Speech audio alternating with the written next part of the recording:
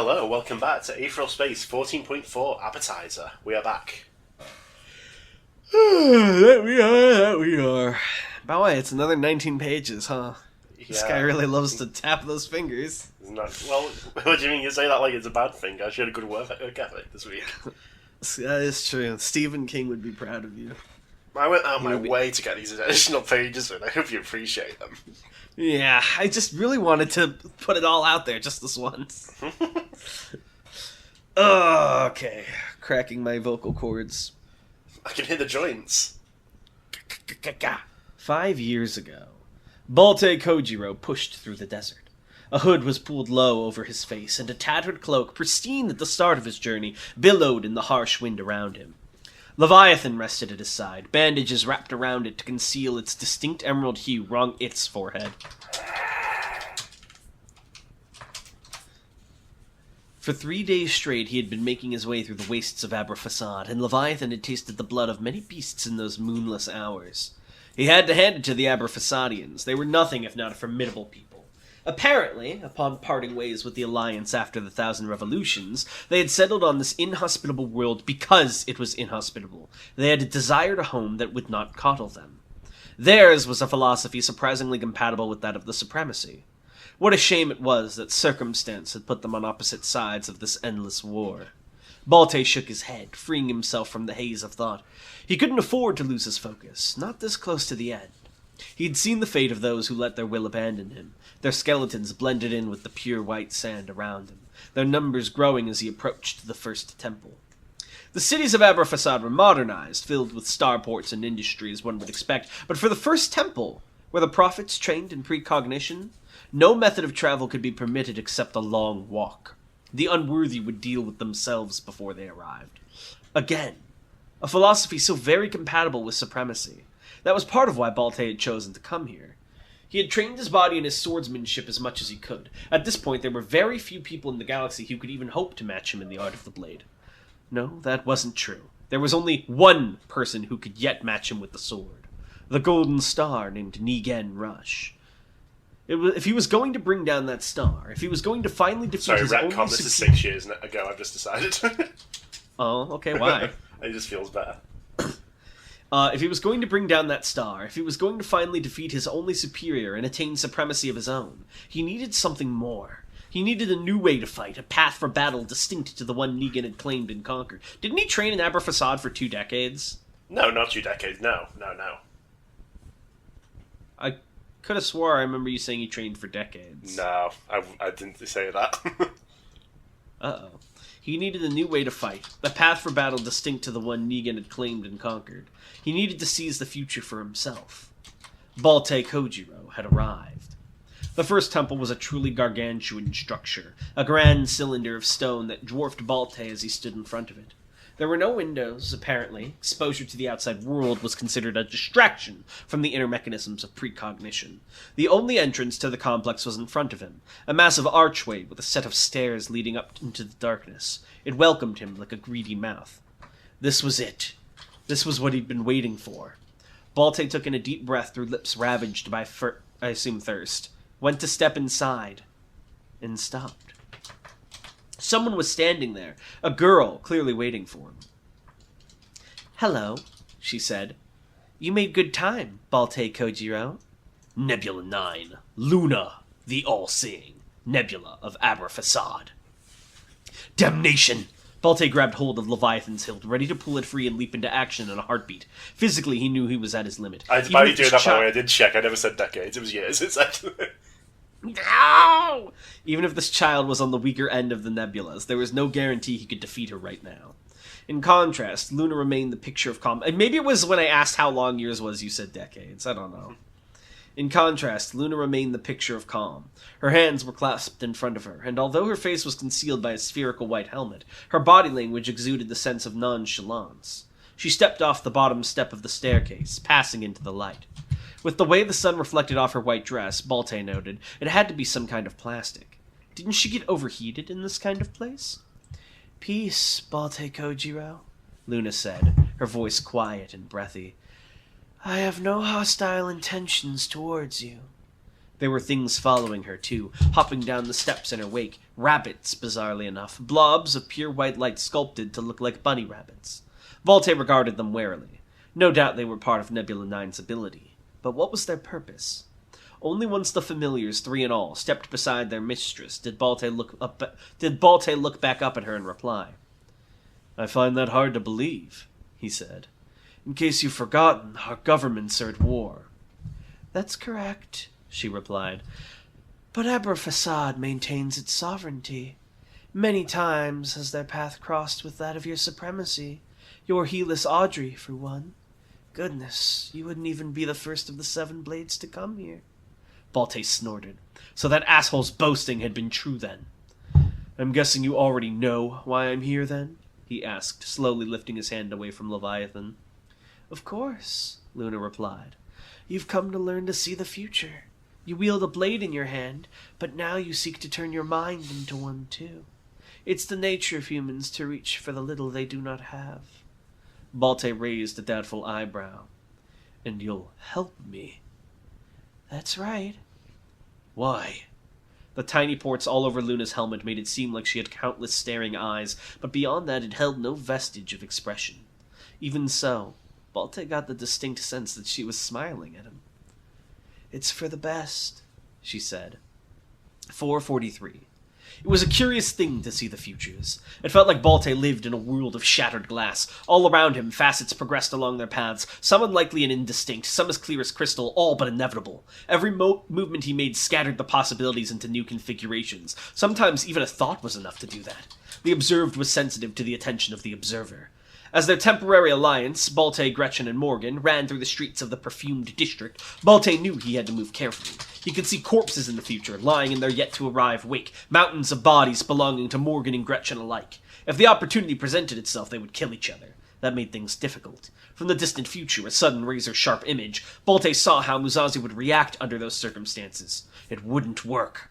If Volte wished to settle matters with a toy Musashi, Morgan Noct needed to remain alive. That was why he'd need to block that killing blow in 3 seconds' time. Volte rushed forwards in a flash of green aether, deflecting the strike that would have taken Morgan's head off.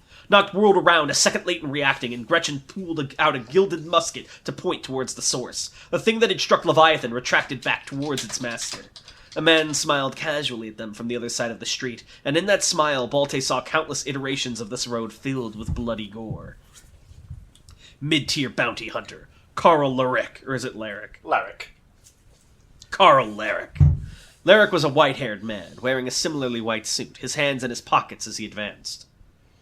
He strolled casually towards them, his implement waving in the air above him. The thing he'd used to attack them was a tendril of flesh as thick as a human torso, and long enough to stretch from his tailbone all the way across the street. A mouth like that of a lamprey pulsed and retracted right at the end, eager to take a bite out of them. Volte had never seen this thing before in his life, but in some versions of the battle to come, Larrick would brag about it himself. A killing engine. It seemed a surviving intimate had come to kill them too. "Hey!" What's his voice? Maybe like this. Hey.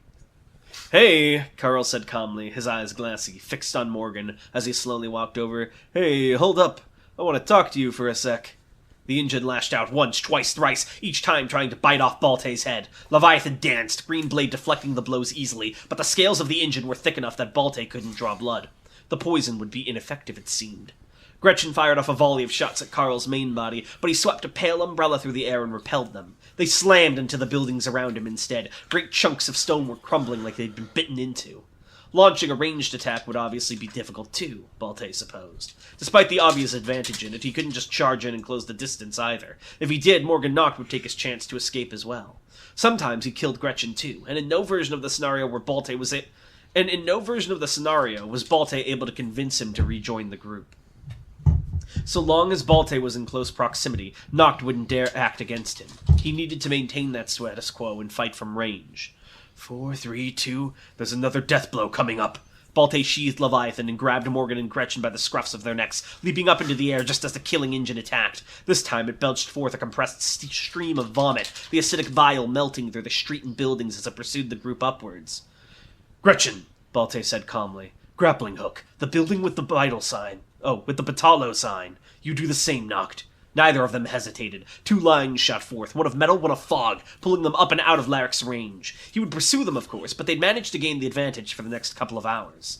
As they landed on the rooftop, Balté felt the future where Gretchen's head was cut off the second they landed. He cast a glance at Morgan, and that possibility was immediately deleted.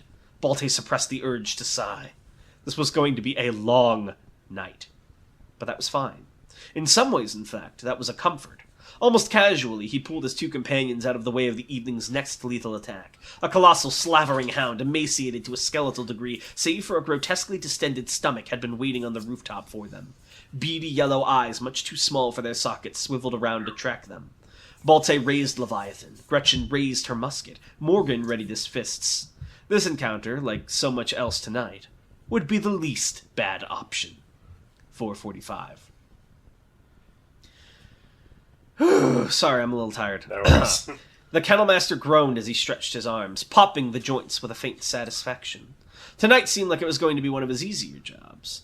Atop one of the abandoned apartment buildings, he relaxed. He did storage bring along that comfy couch from the Heirs' hotel room, its relatively pristine appearance a stark contrast to the rusty surroundings. Another small dog served as a footrest while he closed his eyes, observing the battles through the senses of his hounds. He'd lost sight of the heir for the time being, but it was only a matter of time before he acquired her again. The howler he'd sent out had been slain by Gregory Hazard, but that was fine too. He had howlers to spare, and a force of more combat-ready hounds more suited to the paper bastard had already been dispatched. All good, all going well. There'd be 2 confirmed kills there before long, one of them being the heir. In his mind, Grain was already evaluating vacation spots. Eater had given him something more of a surprise, all things considered. It seemed like Balté Kojiro had shown up to defend Morgan Noct, the old leader of the 7 Blades, who was supposed to have been locked up in some loony bin. Maybe he'd escaped? Whatever. Surprising, but not concerning. More dogs were on their way to that spot as well. While the Kennelmaster waited on his comfy couch, his hounds would bring down the night for him. Humming a half-remembered song to himself, he lit a cigar and savored it, smoke drifting up to blindfold the moon. What a great night this was shaping out to be. Are we ever going to see a low-tier bounty hunter? They wouldn't have been hired for this job, to be honest. Excuse me, Jason reporting for duty! This is my ability, normal gun. 4:46. Samael Imbragio Zacco smirked as he took in the forces aligned against him. The dread insectoids from the hive of Malkuth. A dozen glowing red compound eyes were pointed directly at him, evaluating him, taking his measure. He couldn't blame their trepidation. There was a great deal for them to take in. How appropriate! He cackled. Yes, it truly becomes me to swat flies! Still, what an atrocious, absurd, and utterly unacceptable situation. The person hanging from Samael's grip right now was a wanted fugitive from the supremacy, Jakob Delced, part of that rapscallion skipper's crew, an ally of the blue-eyed bastard that had slain one of the finest special officers this nation had ever known. They were an avatar of disrespect and derelict morality. By all rights, Samael should have just dropped them and watched with keen interest as they splattered on the pavement below. No. But no, he still had need of them, he supposed. Now that he'd managed to resurrect, tearing himself from the very bosom of the gods, and returning to the land of the living, he needed leverage to restore his rightful place in this fetid universe. There may be doubts as to his capabilities in this new fragile shell. He needed to cast those aside immediately. Presenting this criminal scum directly to the throne of the new Supreme would serve nicely. No. But no, Samael refused to disgrace himself in that way. I love this. He had seen it on the videograph on the way here, after all. That bastard Hadrian was Supreme now. Hadrian, his name was Hadrian, not the Supreme! Not and my Samael Supreme! That's the hashtag not my Supreme. That's not who I voted for. And Samael was damned if he was going to debase himself in front of the one who'd brought him low through such dishonorable and dishonest means. If a man could not respect himself, what respect could he earn from the world? Nebula. Samael smirked as he looked at the 2 powerhouses before him. The man with the shield, Rufus von Frostburn, was pummeling his 3rd warrior to death atop his makeshift platform, while the man with the spear, Jamilu Aguta, was watching Samael warily. A wise decision on his part. Still, Nebula 2 and Nebula 5, eh? Now that was interesting. He didn't know what these 2 were doing here, but could this not be an opportunity presenting itself? Why, breaking a window open for his most beloved child? If he allowed these 2 to work alongside him, could he not secure himself a position of prestige back in his homeland? Wait, is he from the UAP? He is. Yes! Samael's smirk widened into a grin, until his eyes flicked over to the men behind Frostburn. A toy Musashi! Not important. Musashi! Samael roared at the top of his mighty lungs, the aether-infused pressure of the noise vibrating the glass around him. A toy Musashi! What did Musashi do to him again? Nothing? He thought he disrespected him. Not important. Not important! Nebula! Nebula! Indeed, common sense would dictate that Samael's focus should be on the Nebula right now, on executing the next phase of his master stratagem.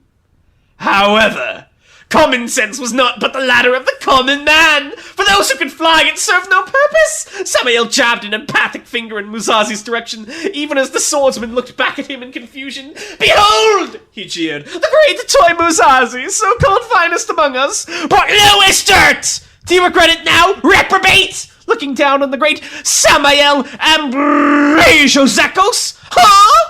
A toy Musashi blinked, his face illuminated by the dying light of a smashed Malkuth skull. Who? He asked. Doesn't matter, not important, ignore, forget about it, ignore. Oh, this bastard was dead! Samael tossed his quarry over his shoulder, their body landing in a pitiful heap on the roof behind him. Golden Aether! I love that it's Golden Aether for him. No longer is it piss and jaundice.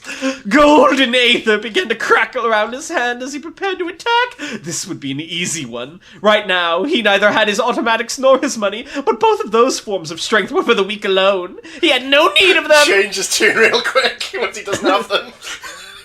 As he was right now, a mere chunk of rubble would be enough to send a toy Musashi flying down into the abyss. Ah, what a pitiful pile he would make! What sort of melody would his impact with the ground sing? For his part, Samael couldn't wait to... A shadow fell upon him from behind. Aye! He whirled around just in time to see a warrior of the Hive of Malkuth bringing their weapon down for the killing blow. Their arm had transformed into a structure like a chainsaw, metal teeth spitting sparks haphazardly through the air. Samael went to pull the brickwork from the wall behind it to pelt the back of its head with stone, but he already knew the attack wouldn't make it in time. Terror tugged at his heart.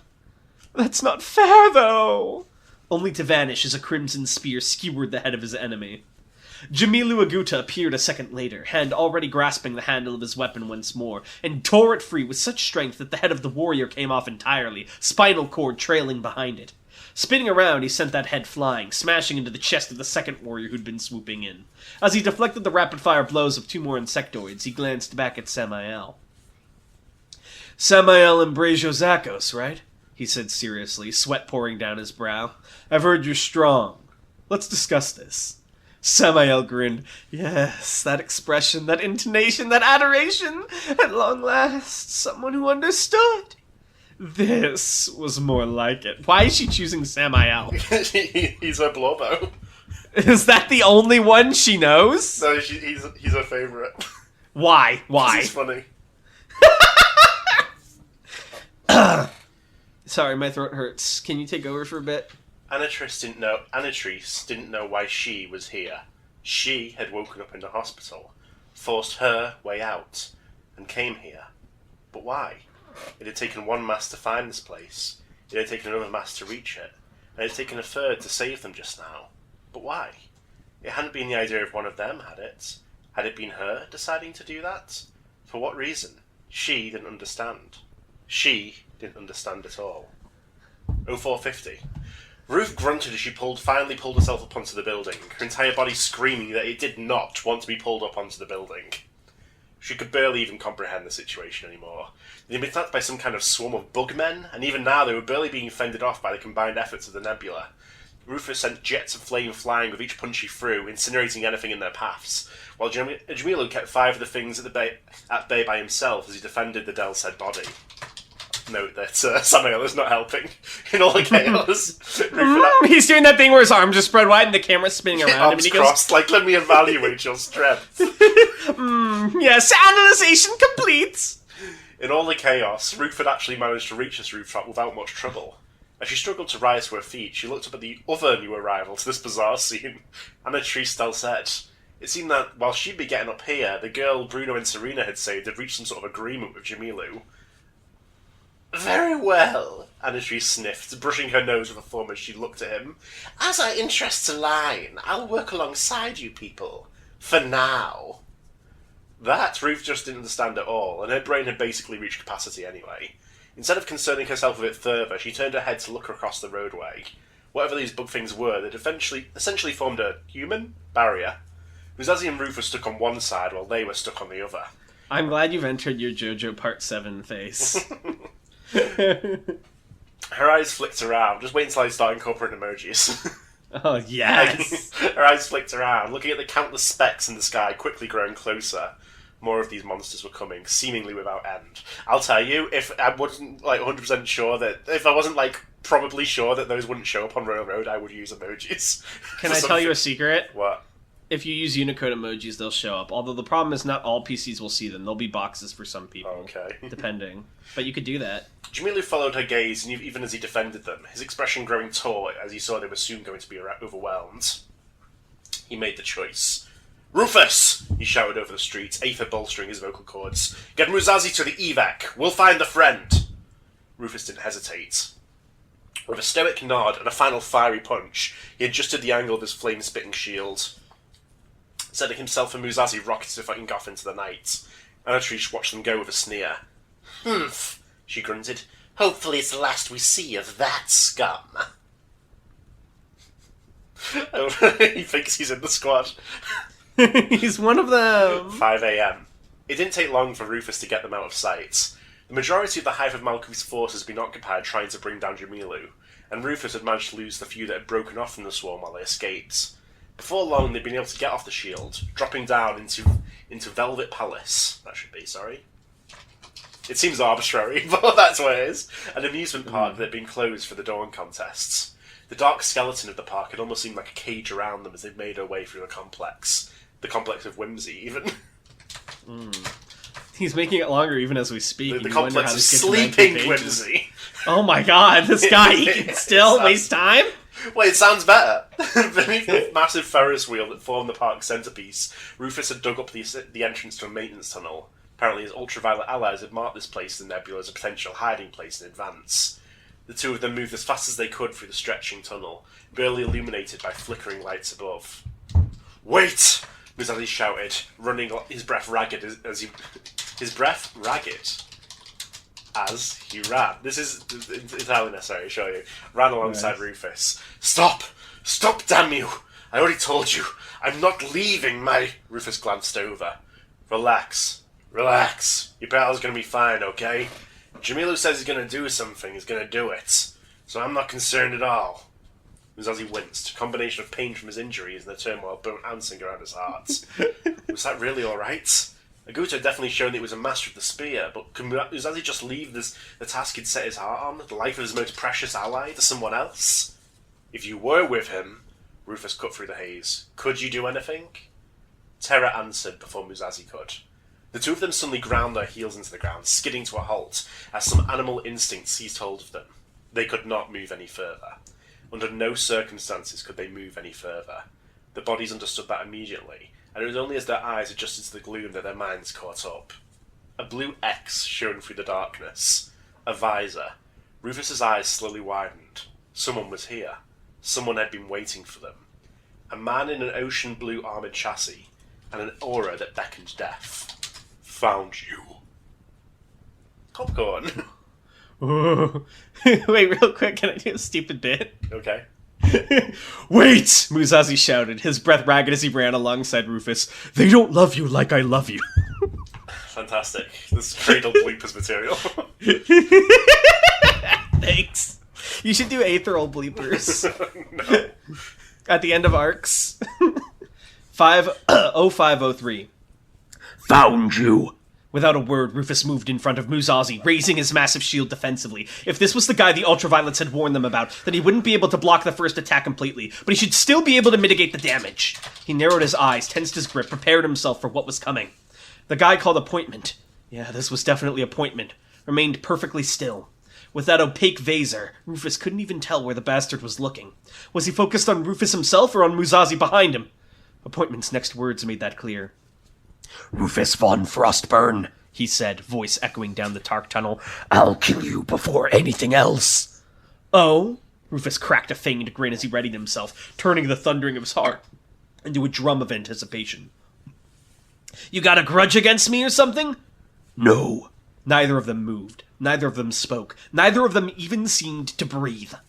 Finally, Rufus shifted his footing slightly, just enough to make sure that Muzazi wouldn't be hit by the splash of this first attack.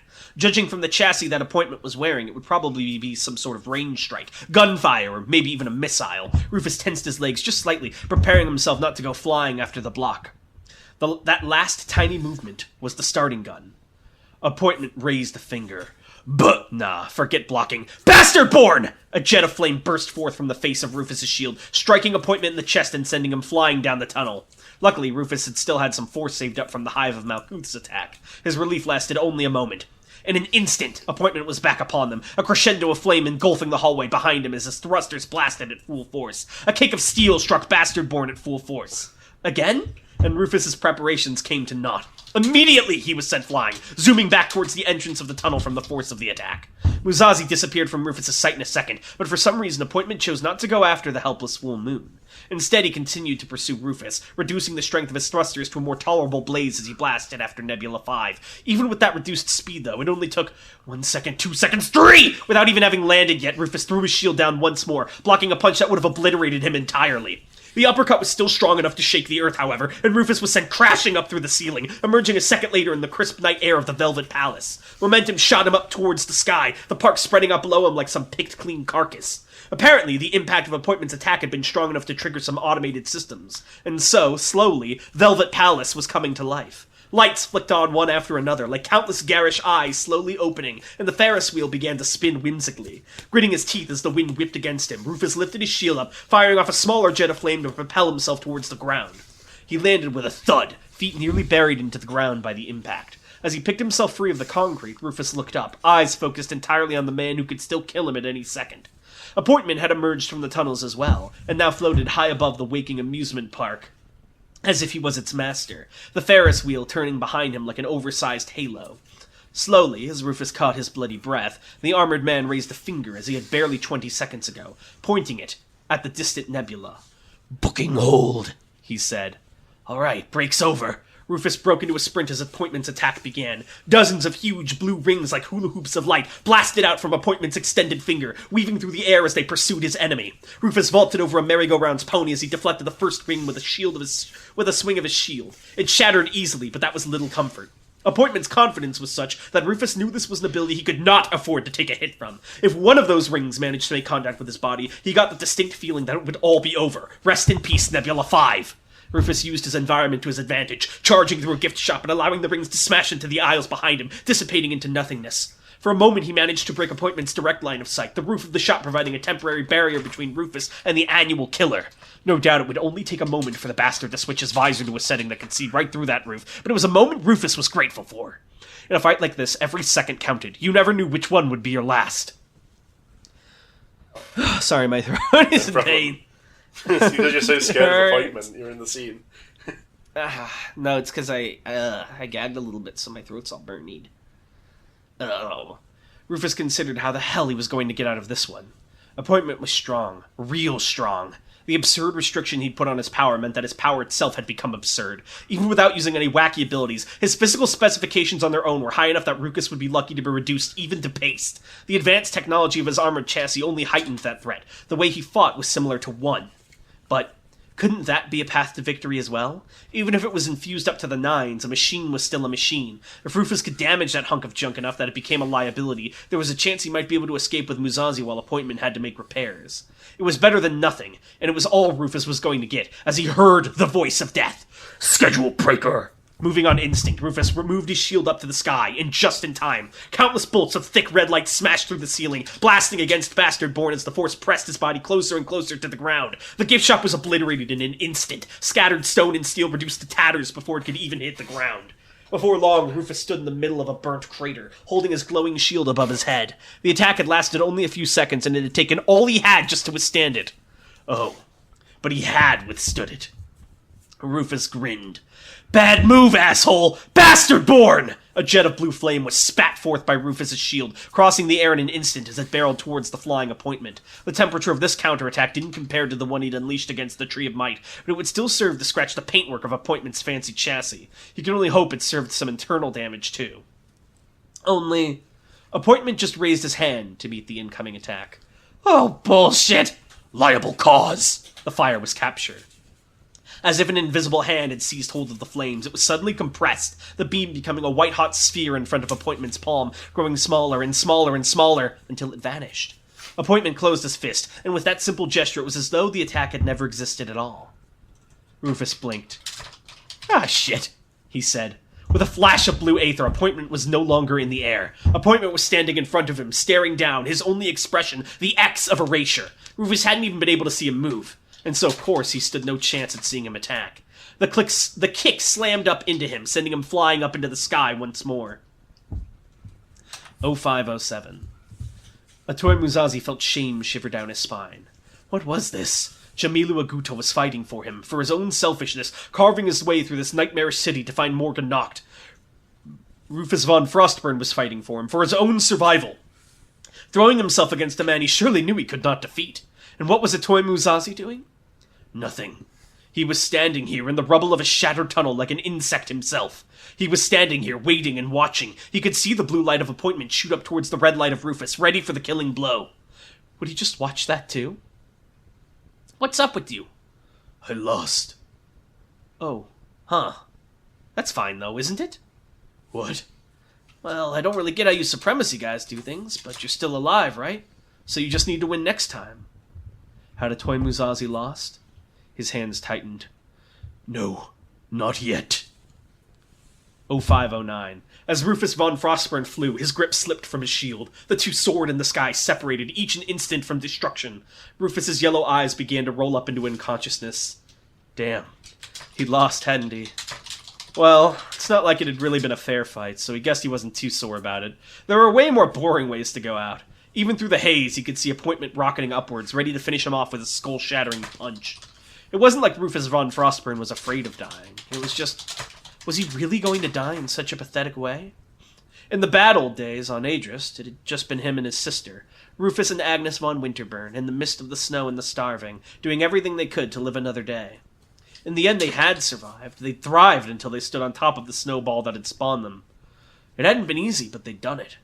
His sister had been so sick back then, so frail, and so it had fallen to him. He had found them food, he had found them shelter, he had found them warmth. Even though he was just a kid, too, even though he was just as helpless as his sister, he'd been able to grab the world by the collar and make it give up what they were owed. Why? Because Agnes had been counting on him. She was counting on him now, too. The people back home, too, they were counting on him to complete his mission. Jamilu was counting on him to meet back up like they'd agreed. More than anyone, that guy Muzazi down there. Right now, he was counting on Rufus. He was counting on Rufus to keep him alive. Was Rufus von Frostburn really about to let someone down? Nah, so long as someone's counting on me, I ain't letting go of this shield. Rufus's hand reached out and seized hold of Bastard-Born once more. His eyes snapped back into focus. With a roar of exertion, he reached into its face, plunging his hand into the molten metal, and pulled forth a sword of blazing blue hellfire. Appointment immediately ceased his ascent, throwing his arms up to block instead. Rufus plummeted down, sword pulled back, its blue glow illuminating the sky behind him. As he slashed, he screamed out the blade's name. Is it Lavatane? Yeah. Lavatane! But, booking hold. At this distance, Rufus stood no chance at dodging the countless rings. Immediately, the sword died in Rufus's grip, and a second later, a punch struck a shield from above, sending him rocketing down.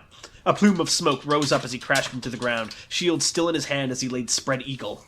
What did booking hold do? Appointment landed atop the merry-go-round before him, blue aether crackling as he perched on the roof's central point.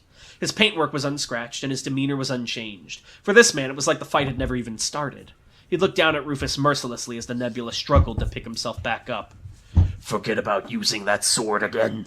The force you stored was cancelled out, and I know you don't have the time to gather more. Rufus glared back up at him. So yeah, basically, booking holds. It's like, if you have an ability or something like stores something up and then uses it, it just empties whatever storage you've got immediately. No! That's so evil! Oh, the Gemini Railgunner in question. No, Gemini Railgun probably wouldn't be that bad. Because you can just like... Well, he has a bunch of projectiles stored that he's been recording over and over to build power, right? Yeah, so if it got like in the middle of a Gemini Railgun, but it'd probably be worse against for like Radiant Almighty. Oh no. This guy was like designed to be a frustrating encounter in a Souls fight. Rufus glared back up at him. He'd known this guy was stronger, to be sure, but it didn't piss him off any less to be talked down to like that. He spat smoking blood down onto the ground. "Go fuck yourself," he grunted. If Appointment took offense to Rufus's words, he didn't show it. He just raised a hand as if he were going to swipe it through the air. Rufus's eyes focused on that hand. For a moment, it became the entire world. He didn't know how. He didn't know what ability would be used, but Rufus knew in his bones the second that hand came down, he would die. "Sorry, sis. I messed up." The hand reached the crest of its ascension and finally came down radiant. White light erupted from behind Appointment, and immediately the bounty hunter whirled around. There, at the mouth of the shattered tunnel beneath the Ferris wheel, stood a toy Muzazi. He had gone crazy. As he raised his sword of light above his head, force drifting from the pillars he'd stored underground, blood burst out from beneath his bandages. He was pushing his body past its limits once again. But now there was the spark of glorious insanity in his eyes. Not a trace of despair existed in that face. "Almighty!" He swung his heavenly blade, and the light of oblivion poured forth, rushing towards Appointment. For his part, the armored man just raised a hand to meet the incoming attack. If that metal suit had pockets, Rufus had no doubt he would have struck his other hand in one. "Liable cause," the man said. "If you'd been watching, you should understand." But the attack rushed past Appointment. "Oh," and struck Rufus's shield instead. He didn't need it explaining to him. He didn't need it explained to him, presumably. No, explaining to him works. He didn't need it explaining to him. He didn't need Bastard to know. born! Rufus roared, bloody spittle flying from his lips as he thrust the shield forward. The almighty counterattack fired forth as a winding serpent of white light, striking Appointment in the back and sending him flying, right into the center of the Ferris wheel above. That wasn't the end, though. As Rufus slowly rose to his shaking legs, he continued to fire, screaming with the effort as the heat continued to flow. Even with all his strength and all his technology, Appointment was held in place by the attack, and the Ferris wheel was not nearly as strong or as advanced. It began to melt. The metalwork crumpled around Appointment and bound him, his body sinking into the dribbling cage as he struggled to push back against the beam. "Oh, Muzazi's jet fuel? Can it?" 30 seconds later, the man had vanished entirely into its molten maw. Rufus let out a breath of steam as he looked at what was left of the Ferris wheel. At this point, it looked like some sort of dying oyster. He was still staring at it, waiting for Appointment to burst out of it once again, when he realized Muzazi had arrived next to him. "Are you all right?" the full moon asked. Rufus looked his companion up and down. He was covered in blood, and his body had been scorched by his own attack, but he was standing tall. Despite it all, that same light from before was still lingering in his eyes. "I'm good," Rufus replied, voice full of grit. "How about you? You good?" "Yes," Muzazi said, and smiled. "Yes, I'm okay now." Oh, you fools, get out of here. Hanging out with the bros. You have to get out of here. That won't hold him for long. Yeah, he's not dead. I'm not even going to pretend he's dead. Get out of there, please!